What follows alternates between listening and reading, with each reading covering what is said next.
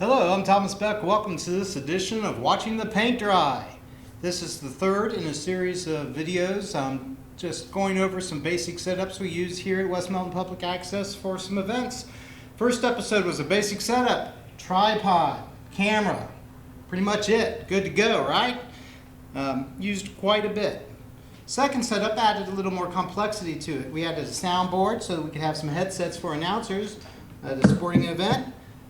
Got a laptop. Laptop feeds the video into the unit, and then that also allows us to record separately from the camera. Also allows us to live stream, send it to YouTube, send it to our video server, things of that sort. So it takes us to the next step. Also, with the addition of the laptop and the software that we use, it gives us the ability to add graphics, whereas you can't put any graphics on the camcorder. You would have to go and edit it afterwards and add it back in then, which sometimes that's the ideal way to go. In fact, with this series, you'll see some graphics and things, and that'll be the way it's done. I'm recording it on a camera identical to this right now. I will go through and edit it through and add some graphics and some things in the post-production process. I haven't done that for a while, and that's one of the reasons why I'm doing these series, so I can get a little post-production work in.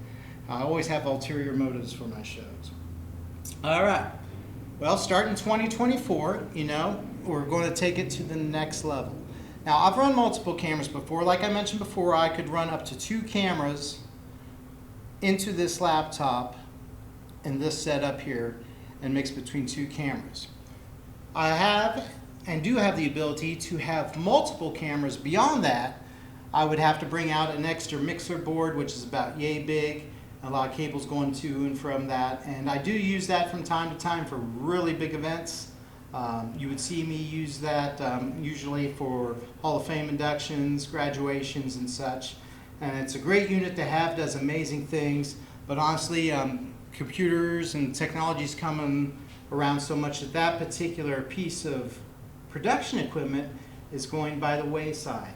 Either software can handle those responsibilities now, or even you can have a cloud-based switcher. So there's a TriCaster, if you've heard of that, that's one of the big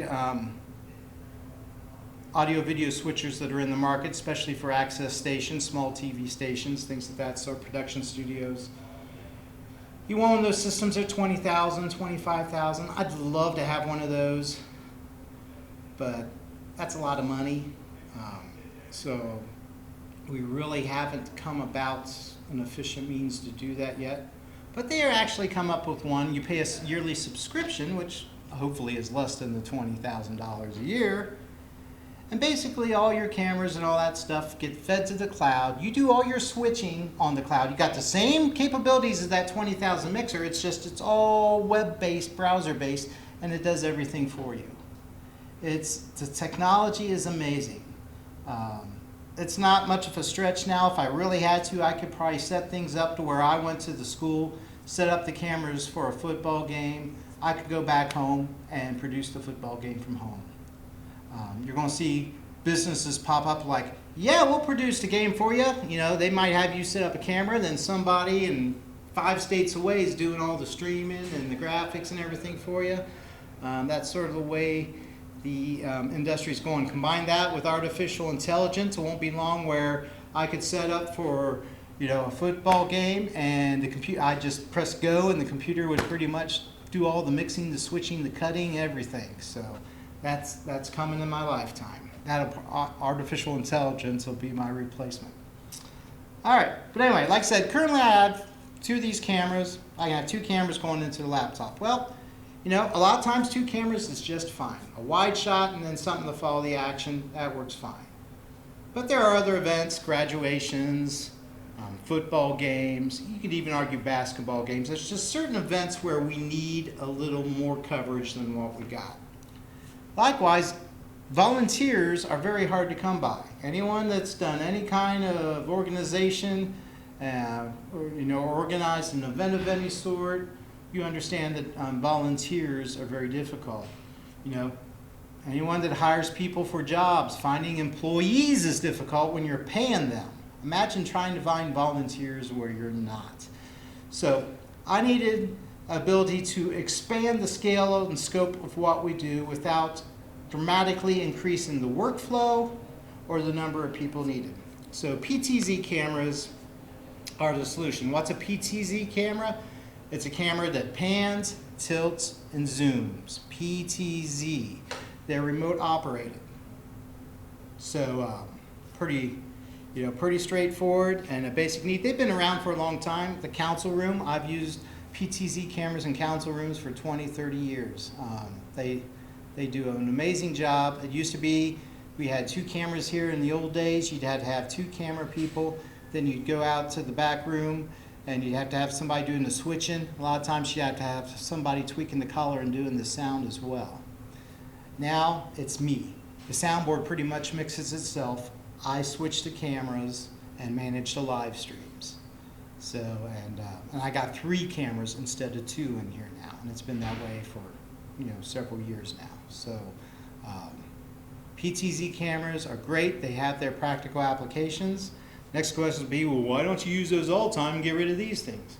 Well, the truth of the matter is PTZ cameras, as good as they are, if you're trying to follow action on a football field or a basketball court and you want to get that smooth back and forth, the PTZ cameras they're a little choppy, and it's you're trying to the control sticks can be very sensitive. You just don't get the finesse you get with somebody on the camera. So I'll never replace or turn down an opportunity to have somebody on a camera. But there are times where I most certainly can have PTZs around the facility to add depth and more coverage of the event. For instance, football coming up. Have a camera person running one of these cameras up in the press box. So get that nice flow, and they'll pretty much follow the plays and do it just like we've done it for years. I'll have one of the PTZs I'm going to show you. I'll have it down most likely at the west end to where it can get that end zone, and also can zip around and get the marching band and the students, and they can ooh and all that kind of stuff. And then I have 2 more of those, so I have 3 PTZ cameras. So I could theoretically also have another one up in the press box to get the sidelines and things, and I could put one down at the other end zone if I wanted as well. And so combine that with these, I could theoretically have 5 cameras going as of 2024 instead of the traditional 2 that I've been running, and an occasional 3 here and there. So I could have up to 5 cameras operating in 2024, and I'm sure we'll see that at least once, because I got to prove to myself that I can do it. I'm funny that way. All right, so PTZ cameras. I explained what they are. What do you need to get a PTZ camera set up? All right, let's start out. At the risk of sounding like a broken record, absolutely positively the first thing you want for any camera, even if it's your phone, especially if it's a tablet, you need a tripod. If you don't have a tripod, you need to get a tripod. I cannot stress that enough. If you want to improve your video work, first thing you get is a tripod. All right, second of all, in this case, would be my PTZ camera itself. We bought these, like I said, in 2024, so these are new. I've used them twice in the real world. What I got here is I got some PTZ optics. I'll bring it over.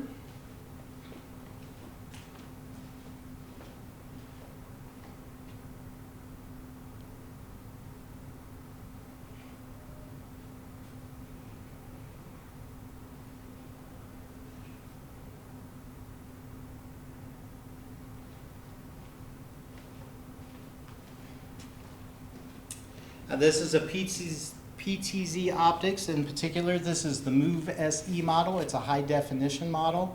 They do make a 4K. That's basically, it's got the same features, a little more, but does have the 4K. I selected the HD for 2 reasons. One, 90% of the stuff we do is just HDs. It don't take up as much data. It's just less intensive on all the software, and takes up a whole lot of space when you're trying to archive it as well. I'll save the 4K for the special stuff. And pardon me, that was actually KIT-TV, the cable access station in Tip City I've been trying to get a hold of. We're planning to do some stuff for the county fair. I want to see if they want to join us. That'd be nice. But anyway, I got this, 3 of these and the controller for it. It was about $3,700 if you want to know the price. Not bad for a controller and 3 cameras. Another reason I went with the HD over the 4K is, you know, these are roughly $800 to $1,000 a piece, these particular units. And like I mentioned, I'm going to have one down by the end zone. It's going to be unmanned, you know, and even though the odds are thin, I have dreams of the football being thrown into the camera, or a wide receiver running out of bounds and smashing into it, or on a perfectly clear day, a rainstorm hits. So I wanted to buy something that got the job done, but I didn't want to break the bank. I in no way expect to get anywhere near the 10 to 20 years out of these that I get out of most cameras. I'm putting these in the category of the laptops. If I can get 5 to 7 years out of these, I would be happy. And I'd probably need to upgrade anyway, because like I said, the artificial intelligence is really coming along with these. Another 5, 10 years, these will be able to do much more than what they're capable of now. All right. So, tripod, mount the camera on the tripod. All right.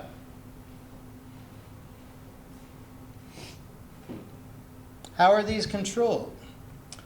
With those cameras there, like I said, if I'm running electric, I got to run a power cord to the camera wherever it's at. I got to plug the cable into the camera.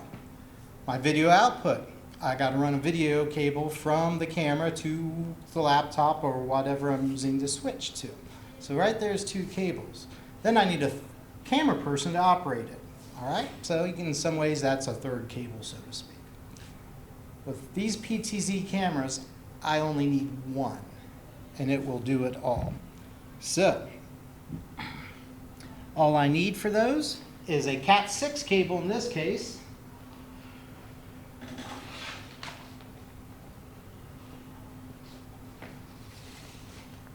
This particular one I'm trying to pull out here is a 25-footer. I got several lengths of cable. I got some 25. I got 3 cameras, so I got 3 25-foot cables, 3 50-foot cables, and 3 250-foot cables. The latter was what I'd use at the football games, and so I probably need some hundreds, to be honest with you, some 150s. These are cheap compared to the cables that come out of these cameras here. A 300-foot cable for that cost you easily, a good one cost you $500–600. You know, it cost me $50 for a 250-foot Cat 6 cable that's meant for outdoor use. So, you know, these are also, in terms of being more convenient with needing less cables, they are also cheaper if something were to happen to them. All right. So easy peasy, man. You set your camera up on the tripod, you take the lens cap off, you take your Cat 6 cable in this case, and you plug it into the back of the unit.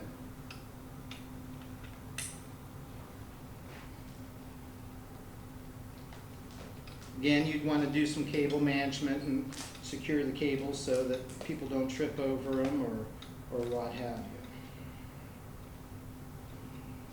you.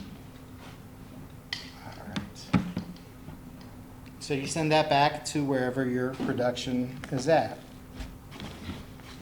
All right, next thing it is, you got to plug it. These are all computer-based, as you can tell, so you got to have a network for it. So, one new piece of equipment that I have to carry around starting this year is an AV switch.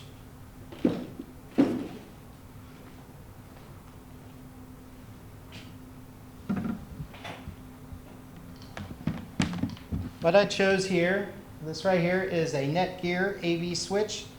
It's just like any other switch. It is a little more customized and is designed to be able to handle the data rates of video and all the communication with the cameras.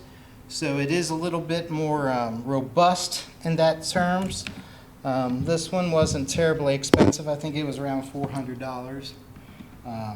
But it's another piece of gear I got to carry. So that's the price I pay. But I'm not carrying as many extension cords and video cables, so space-wise it'll probably be a plus. So I just basically I'll take that and plug it into here, and then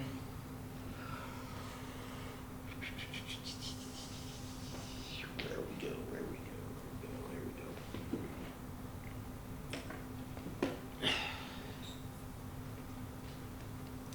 And then I also plug this into the laptop.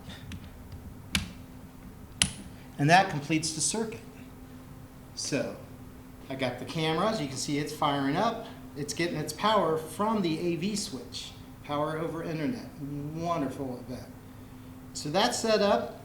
That video now will feed and be accepted by any of my streaming software. So I can record it, I can stream it, do whatever. That's going into here just like this camera is through the other box. Now this can have multiple inputs. I can hook all three of my PTZ cameras into here and we're good to go. Now if I'm running just one PTZ camera, I'd be done here. I can operate the camera, pan, tune, zilt off the app. If you got more than one camera, you know, it's taking up a lot of screen space. It's not really a practical situation. So you need something to control the cameras with. This is what I use. It's from PTZ Optics, as of course. This is a fourth generation controller, an NDI controller. And this will control all of my cameras. I'll bring it a little closer.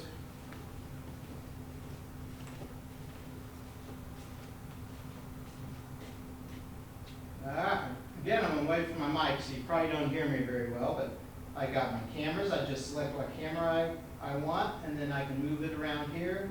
I can zoom, I can focus, I can adjust the iris. I can even preset locations.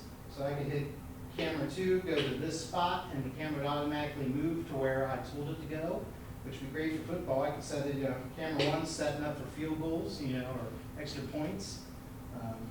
Set number 2 could set it up wide shot for kickoffs. So it will be a time saver, but that's what it looks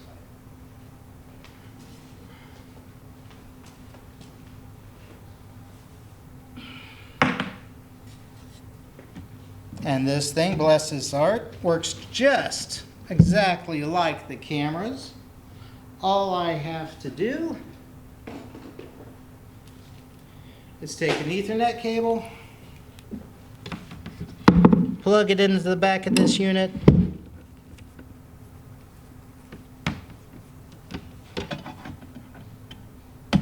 plug it into my switch,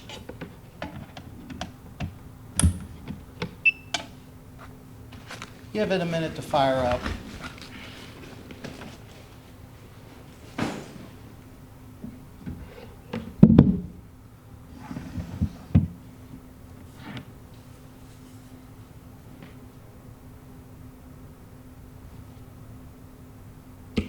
And I should be good to go. So now you can see I could be sitting here managing my live stream, doing the graphics and the scoreboard, and running a camera. So there you go. I can pan it side to side, I can tilt it up and down, and I can use the zoom and zoom in and out.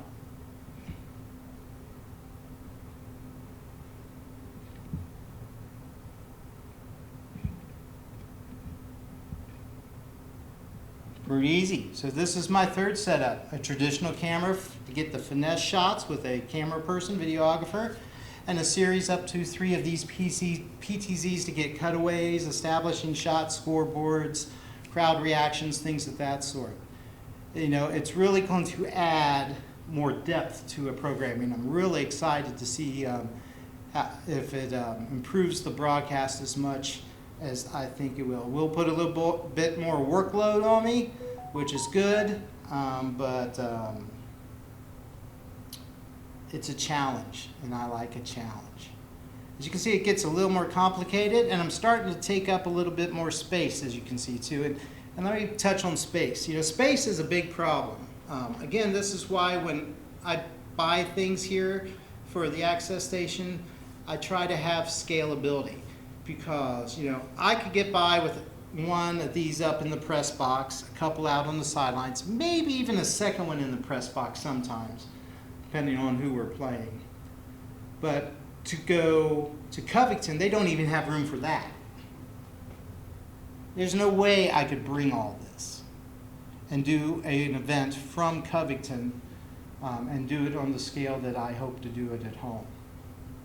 And that's okay. I mean, I would love every high school to have a college pro-style press box, but, you know, let's be honest, you know, kids aren't in school to have a nice press box, they're in school to learn, you know.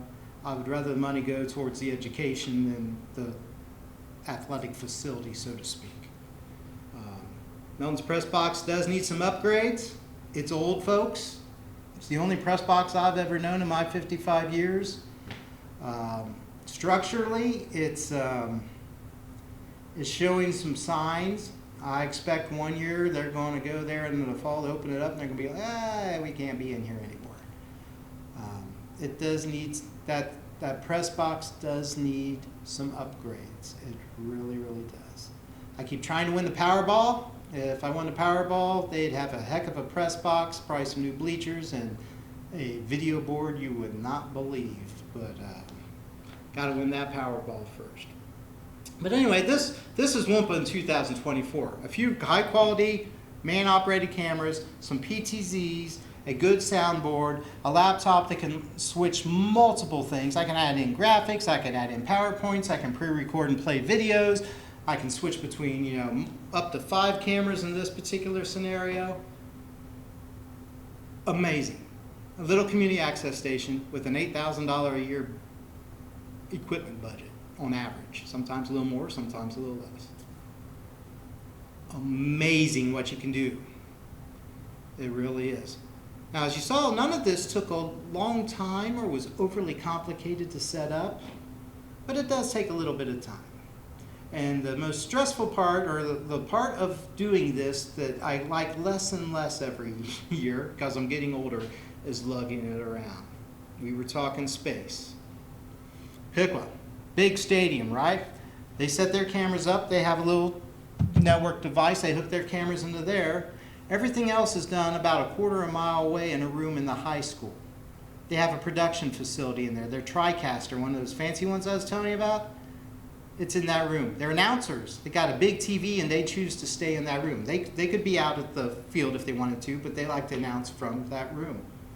And he's using PTZs pretty much for everything. So, you know, you got the cameras in the stadium, everything else is happening a quarter mile away in the high school. You go up north, NK Telco, up around Fort Laramie, New Bremen, up around that way. They do a lot. It's a local cable company, telephone supplier up that way. Well, you know, they do a lot of that kind of stuff. They have production trucks. They bring a van. They run the cameras from the stadium into the van. Everything else is in the van. So all they really got set up is the camera, and if their announcers want to be in the booth, they got to run the audio. But that's it. Pretty simple, right? You got a lot of schools that use the huddle cams. Again, they're just up there and they're there, they do their thing, and you don't even know they're there. There's no setup at all. Me, tear up, tear down every single game. Load it up in my car every single game. Unload it from my car after every single game. That is a challenge. I would love to have a van,